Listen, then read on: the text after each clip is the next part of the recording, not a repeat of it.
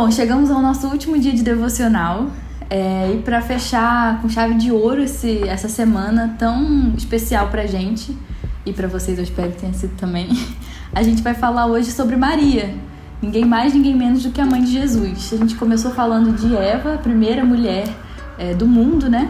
E a gente fala hoje sobre Maria, que teve então uma missão extremamente importante de carregar ali no seu ventre o próprio Criador. Bom, então ontem a gente falou sobre a história de Esther, a pessoa que apontava para o sacrifício do próprio Cristo, apontava para aquele que ainda viria fazer ali a intercessão perfeita pelo seu povo. E hoje a gente fala de Maria, a mulher que carregou literalmente o Cristo em seu ventre, né? Que carregou e que gerou e que criou o próprio Jesus Cristo. Então, a gente começa a falar da história de Maria lembrando do cântico, né? Em que ela entoa ao Senhor quando ela vai visitar Isabel que também estava grávida de João Batista. E aí Maria vai visitá-la, João Batista se alegra ali na barriga de Isabel fala para ela como ela estava se sentindo honrada de receber ali na presença dela a mulher que gerava o Salvador. Então Maria entoa um cântico ao Senhor mesmo, reconhecendo o quanto ela era agraciada, né, por receber essa incumbência, essa missão de carregar em seu ventre o Salvador do mundo.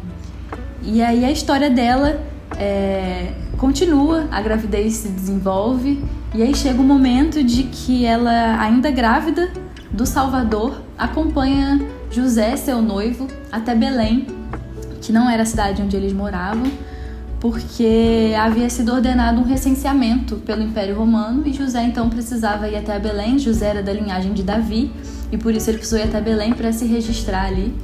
E aí no meio do caminho, chegando em Belém, Maria percebe então que Jesus estava para nascer, a qualquer momento ele chegaria. Então o nascimento de Jesus acontece num momento em que a sua família não está em casa, a sua família não está no seu lugar de conforto, a família não tem ali um espaço quentinho, aconchegante, preparado para receber Jesus. E aí o nascimento de Jesus, a história dele já começa marcada pela migração. Assim, por mais simples que possa parecer, o nascimento de Jesus é marcado por estar fora de casa.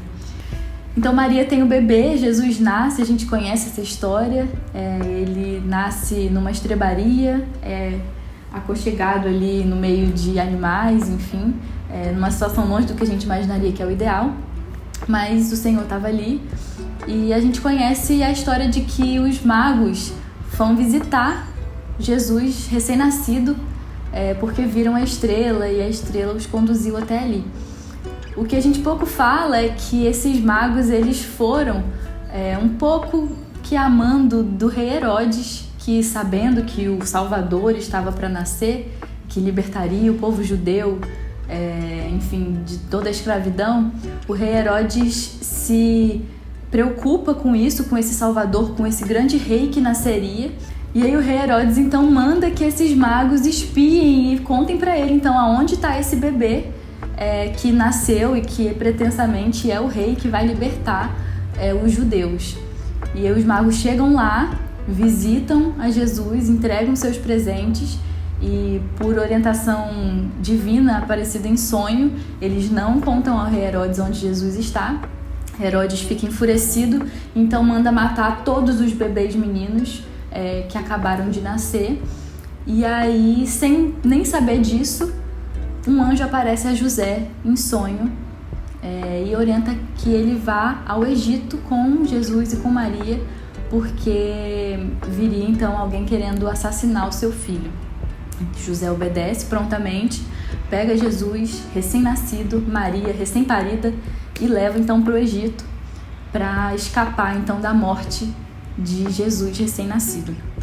Essas são as circunstâncias que se deram no nascimento do Salvador. A gente imagina então que o grande rei poderia ter chegado de qualquer forma ao mundo, mas ele chegou nessas circunstâncias de imigração, de instabilidade, de fora de casa, de incerteza, de não sabemos o que vai acontecer e do medo da morte, que é o que ronda a grande maioria das circunstâncias de imigração que a gente conhece ao redor do mundo, né?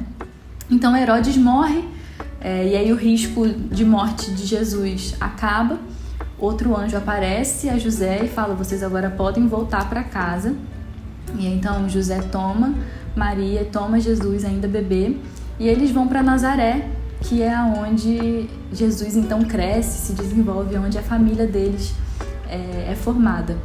Isso para cumprir, né, mais uma profecia que é registrada em um dos profetas, que diria que ele seria chamado de Nazareno, né? Então Jesus não nasceu em Nazaré, mas ele era chamado de Nazareno porque então lá ele cresceu.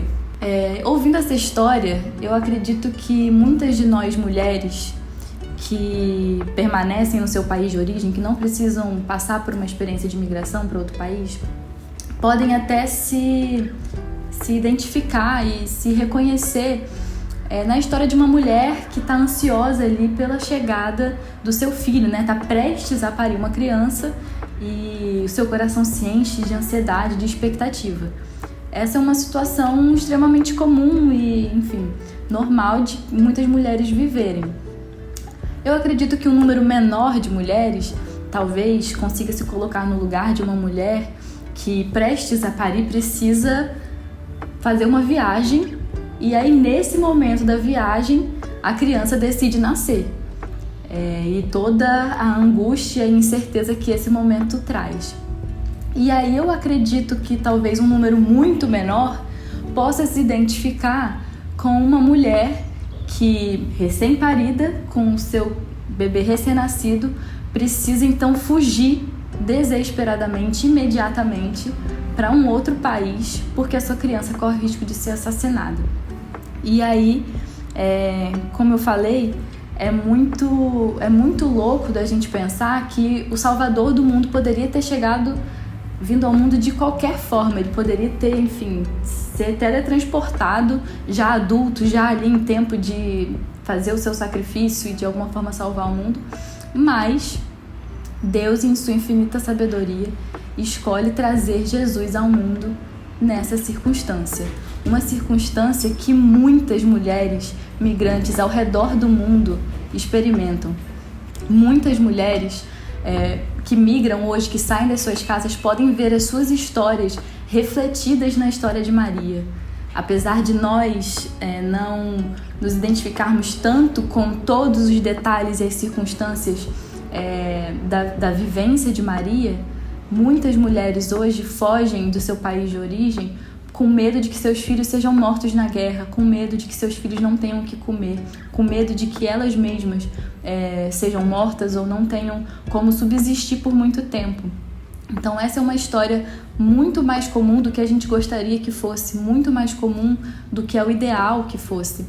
E essa é a história que o Senhor escolhe para que o seu filho venha ao mundo. O fato de Deus ter escolhido essa mulher migrante, angustiada, para trazer ao mundo o Salvador, pode ser sinal de esperança para tantas mulheres migrantes que hoje vivem essas situações de angústia e de confusão e de medo. A gente viu lá na primeira devocional que a história de Eva não começa com a migração. E a gente pode hoje, no final dessa semana, relatar também que a história de Maria não termina com a migração.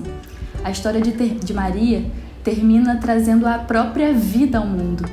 Termina trazendo aquele que mudaria tudo de uma vez por todas ao mundo e que traz vida a cada um de nós também.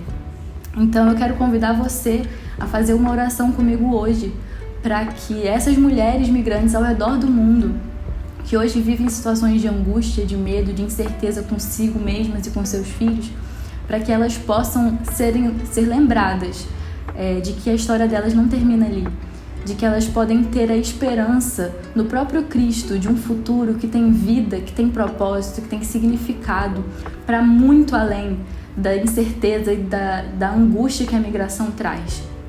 Que elas possam sentir e entender uma realidade que é muito maior do que esse momento transitório de migração, e que assim a gente possa glorificar também o nome de Deus, para que ele seja exaltado em toda e qualquer circunstância.